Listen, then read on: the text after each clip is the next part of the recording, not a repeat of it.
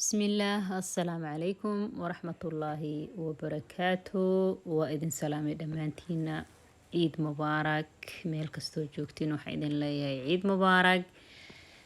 الحمد لله نغني معانكو عيدنا إذن كان سيداسا إذن رجينا إن شاء الله ميس كان يركي قروح بدن وحان أسميي إلمها وحان أساري هدية دير هدية باكديرا وقروحيي وهاجاجي لحدا وحان ugeliyey qof walba wixii niyadiisa jecel yahay hada la sheekeysatay waa ogaan kartaa hadaadan awoodin xitaa muhiimada wax adiga aad jecesha waa inaa u xirtaa oo dhigtaa marka miiskaas yarka ayagan u qurxiyey maasha Allah tabaarakallah barfuunadooda isku buufin lahaayna u saaray alxamdulillah subaxii markay soo kacaan ay arkaan way ku farxayaan maadaama maalmaha ay ka duwan tahay maalintii ciida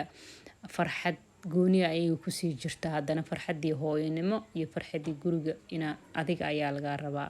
mar walbana waxaa fiican wax kasto aad qabanaysid ina ayaga tooda ka hormarisid hadaa rabtid kalsooni buuxda inaad ka heshid hadaa rabtid isku dhawaansho inaad ka heshid mar walba inaad ka farxisid waaye haddana maanta ayagan u sameeyey miiskan quruxda badan aad ayayna ugu farxeen mar walbana waxaan ku dhihi lahaa hooyo adaa og xogta ilmaha iyo isku soo dhawaashaha mar walba waxaan ku dhihi lahaa ka warqab ilmahaaga adaa isku soo dhaweyn kara isku soo dhaweey